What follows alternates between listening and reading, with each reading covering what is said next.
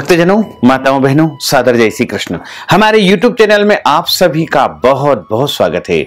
मैं हूं आपके साथ आचार्य धर्मेंद्र शास्त्री। सबसे पहले आपको और आपके पूरे परिवार को योगिनी एकादशी की बहुत बहुत शुभकामनाएं और बधाइयां। भगवान श्री लक्ष्मी नारायण का भरपूर आशीर्वाद आपके जीवन पर सदैव बना रहे। आप सभी पूरे परिवार के साथ सुखी रहें, स्वस्थ रहें, व्यस्त रहें और मस्त रहें, निरंतर उन्नति करें तथा प्रगति को प्राप्त करें।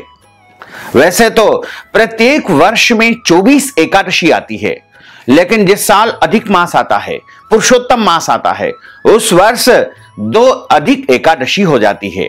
इस प्रकार कुल 26 एकादशी होती है। प्रत्येक माह में 2 बार एकादशी आती है। एक एकादशी कृष्ण पक्ष में, एक एकादशी शुक्ल पक्ष में। दोनों ही एकादशियों का भिन्न भिन्न महत्व हमारे धर्म ग्रंथों तथा पुराणों में बताया हुआ है।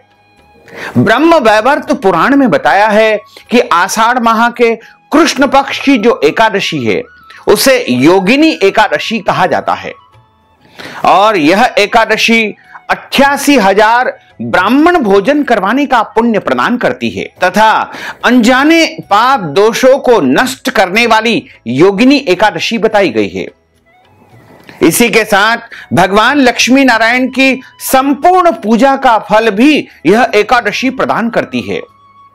इसी के साथ कुष्ठ रोग समाप्त करने वाली, यानी शरीर में यदि कोढ़ का रोग हो गया है, कुष्ठ रोग हो गया है, तो योगिनी एकादशी का व्रत करने से उस मनुष्य के कुष्ठ रोग यानी कोढ़ का रोग समाप्त हो जाएगा तथा वह स्वस्थ रहेगा, दीर्घायु वाला रहेगा। वैसे भी एकादशी का जो व्रत होता है वह जन्म जन्मांतर के जाने अनजाने सभी पापों को नष्ट करने वाला व्रत बताया गया है। हमारे धर्म ग्रंथों और पुराणों में लिखा हुआ है कि जितने भी व्रत होते हैं उनमें सबसे बड़ा व्रत यदि कोई होता है तो वो एकादशी का व्रत होता है। भगवान नारायण का सबसे परम प्रिय व्रत एकादशी का व्रत होता है और सभी मनुष्यों को एकादशी का व्रत अवश्य करना चाहिए। वैसे तो एक माह में 2 बार एकादशी आती है, दोनों ही एकादशियों का व्रत करना चाहिए, लेकिन दोनों एकादशी का व्रत आप नहीं कर सकते हैं, आपके शरीर में सामर्थ्य नहीं है, तो आप कम से कम महीने में 1 बार तो एकादशी का व्रत करें।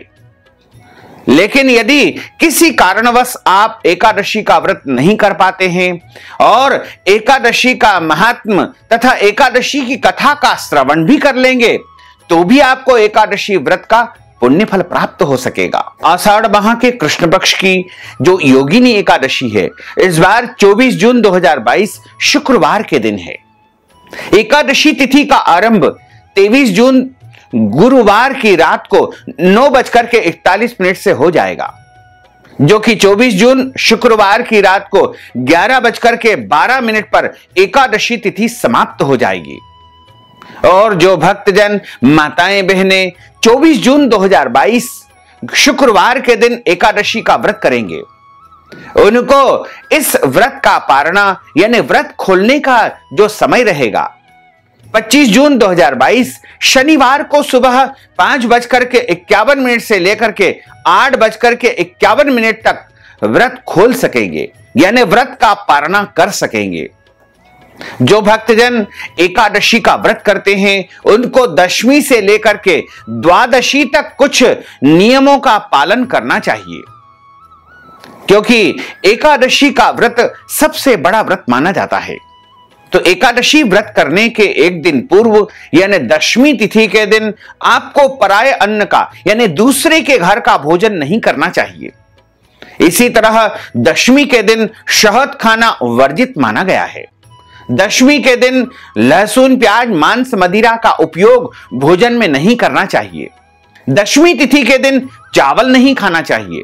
दशमी तिथि के दिन 2 बार भोजन नहीं करना चाहिए, यानी दशमी तिथि के दिन केवल 1 बार ही भोजन करना चाहिए तथा दशमी तिथि के दिन विवाहित दंपति यानी पति पत्नी को ब्रह्मचर्य व्रत का पालन करना चाहिए।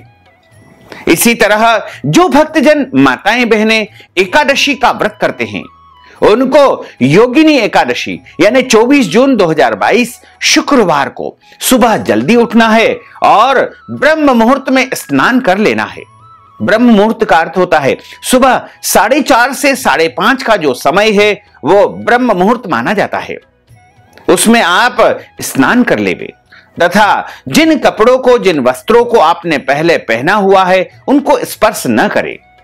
उनको गीले करके ही आपको स्पर्श करना चाहिए तथा जिन बिस्तरों पर आप सोए थे उनको भी स्नान करने के बाद आपको स्पर्श नहीं करना चाहिए तथा जिन मनुष्यों ने स्नान नहीं किया है उनको आप नहाने के बाद स्पर्श न करें, अन्यथा आप अपवित्र माने जाएंगे।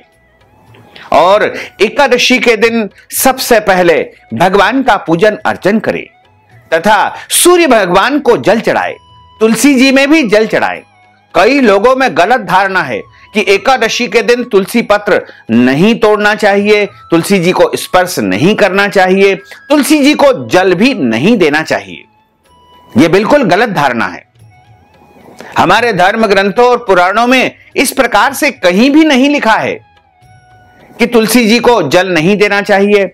एकादशी के दिन तुलसी माता का पूजन अवश्य करना चाहिए, तुलसी जी में जल भी देना चाहिए और तुलसी जी से आज्ञा लेकर के, क्योंकि तुलसी जी को साक्षात वृंदा माना गया है, लक्ष्मी स्वरूपा माना गया है, इसलिए उनसे आज्ञा लेकर के आप भगवान की पूजा के निमित्त तुलसी जी के पत्ते तोड़ सकते हैं।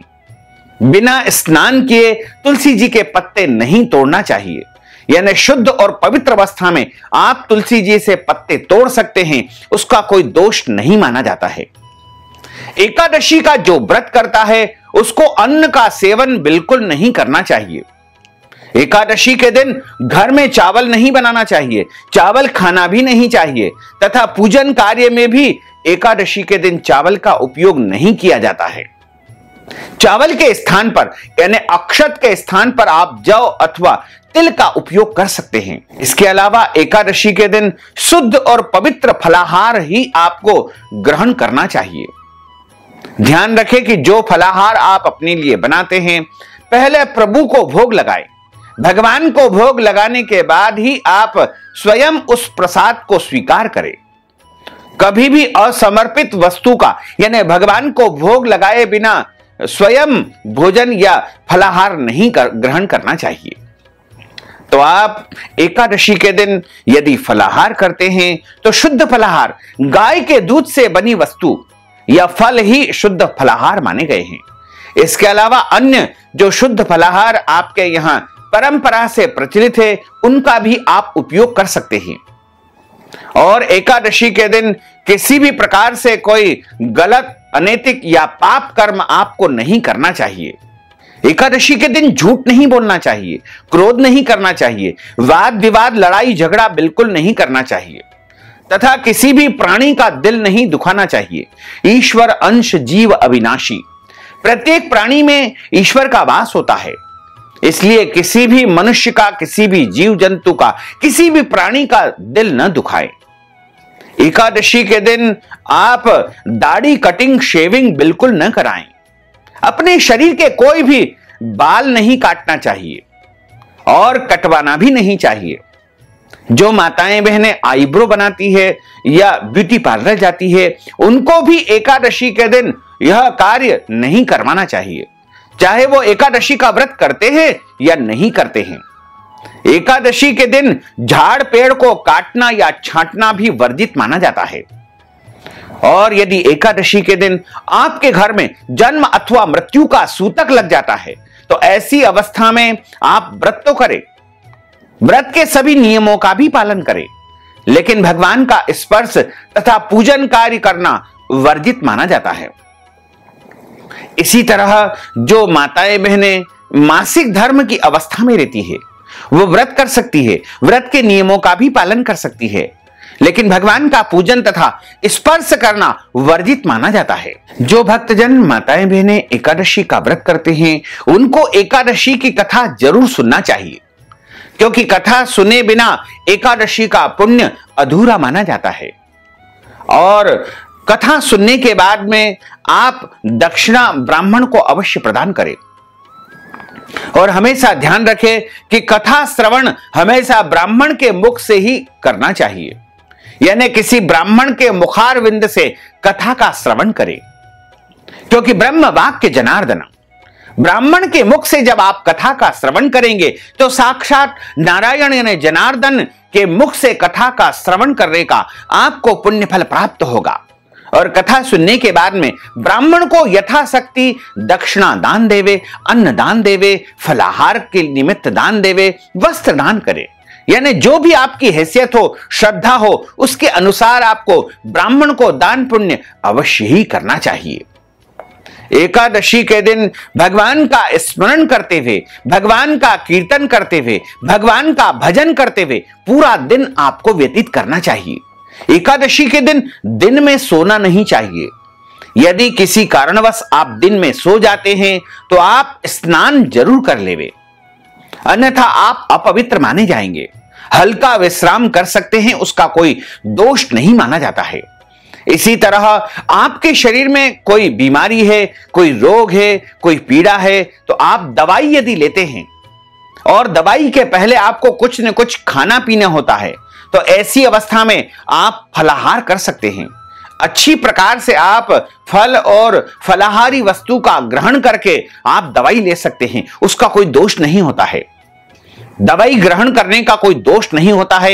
एकादशी के दिन जल भी पी सकते हैं, जल पीने का भी कोई दोष नहीं होता है। केवल एकमात्र निर्जला एकादशी ऐसी होती है जिस दिन जल का सेवन नहीं किया जाता है। बाकी अन्य एकादशियों में आप जल का सेवन कर सकते हैं, कोई दोष नहीं होता है। इसी तरह आपके शरीर में यदि सामर्थ्य नहीं है, शक्ति नहीं है और आप अधिक समय तक भूख सहन नहीं कर पाते हैं, तो आप 2 बार भी फलाहार कर सकते हैं, 2 बार भी नमक खा सकते हैं, इसका भी कोई दोष नहीं माना जाता है।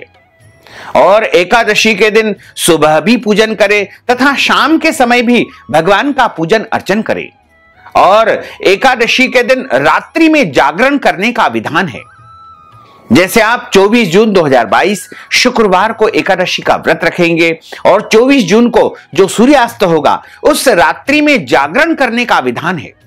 वैसे तो पूरी रात जागरण करने का नियम बताया गया है, लेकिन यदि पूरी रात आप जागरण नहीं कर सकते हैं तो आप 1 पहर जाग ले, 2 पहर जाग ले, 3 पहर जाग ले, 4 पहर, 1 पहर लगभग 3 घंटे का माना जाता है।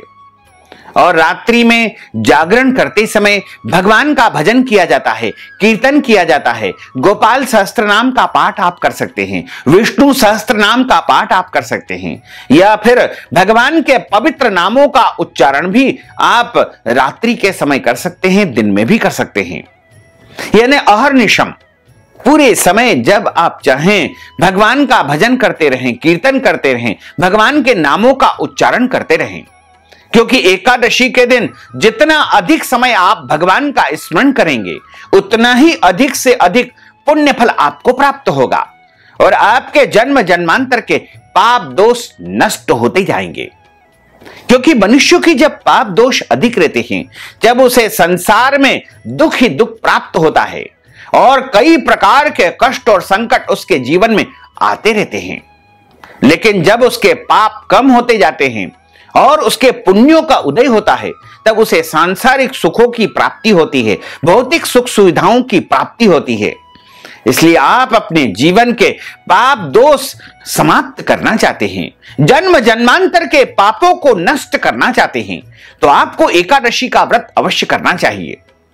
और संपूर्ण विधि विधान से आप एकादशी का व्रत करें तथा अगले दिन यानी द्वादशी तिथि के दिन व्रत का पारणा किया जाता है।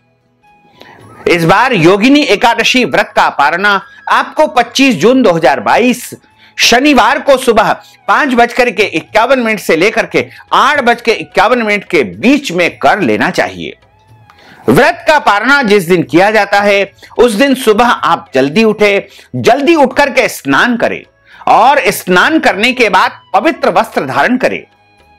उसके बाद भगवान का पूजन अर्चन करें तथा भगवान का पूजन अर्चन करने के बाद व्रत का पारणा करने का संकल्प धारण करें। जब आप व्रत का पारणा करते हैं उस समय ब्राह्मण को भोजन करवाने का विधान है, ब्राह्मण को अन्नदान देने का विधान है। और यदि आप ब्राह्मण भोजन नहीं करवा सकते हैं, अन्नदान नहीं दे सकते हैं, तो आप ब्राह्मण को अन्नदान ब्राह्मण भोजन के निमित्त नगद राशि प्रदान करके भी पारणा का पुण्य फल प्राप्त कर सकते हैं। वैसे तो पारणा, यदि आपको अगले दिन कोई व्रत करना है, जैसे प्रदोष का व्रत आ जाता है, शनिवार का व्रत आ जाता है, या कोई भी व्रत यदि अगले दिन आ जाता है, तो ऐसी अवस्था में आप अन्न से पारणा न करके तुलसी जी के पत्ते और जल से भी पारणा कर सकते हैं, मिश्री से भी व्रत का पारणा कर सकते हैं, फल या फलाहारी वस्तु से भी व्रत का पारणा कर सकते हैं। और अगले दिन कोई और व्रत नहीं करना है तो आप भोजन करके भी व्रत का पारणा कर सकते हैं। लेकिन ध्यान रखें, जिस दिन आप व्रत का पारणा कर सकते हैं उस दिन आपको जो है शुद्ध और पवित्र भोजन ही ग्रहण करना चाहिए। यानी पारणा करने वाले दिन लहसुन, प्याज, मांस, मदिरा का उपयोग नहीं करना चाहिए।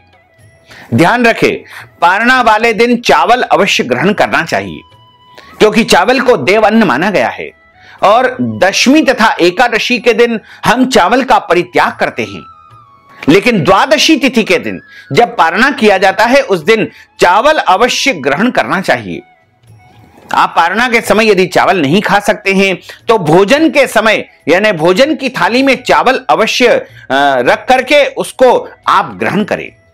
चावल देवअन्न है और द्वादशी के दिन, पारणा वाले दिन चावल अवश्य खाना चाहिए। इस तरह से, इस विधि से यदि आप व्रत करेंगे तो निश्चित तौर से आपको एकादशी का संपूर्ण पुण्य फल प्राप्त हो सकेगा। तो भक्तजनों, माताओं, बहनों, अगर आप योगिनी एकादशी के निमित्त दक्षिणा दान देना चाहते हैं, वस्त्र दान करना चाहते हैं, गौ दान करना चाहते हैं, अन्न दान करना चाहते हैं, या फिर ब्राह्मण भोजन करवाना चाहते हैं, ब्राह्मणों को फलाहार करवाना चाहते हैं, या कोई भी दान पुण्य यदि आप योगिनी एकादशी के निमित्त करना चाहते हैं, तो आप हमारे पेटीएम के माध्यम से, गूगल पे के माध्यम से, फोन पे के माध्यम से या अकाउंट नंबर के माध्यम से नगद राशि पहुंचा करके योगिनी एकादशी का संपूर्ण पुण्य फल प्राप्त कर सकते हैं। साथ ही आपसे अनुरोध है कि हमारे इस ज्ञानवर्धक वीडियो को अधिक से अधिक लोगों को शेयर करिएगा, लाइक करिएगा, कमेंट करिएगा, और यदि अभी तक आपने सब्सक्राइब नहीं किया है तो अभी और इसी समय सब्सक्राइब अवश्य कर लीजिए। आपको और आपके पूरे परिवार को सादर जय श्री कृष्ण, सादर धन्यवाद।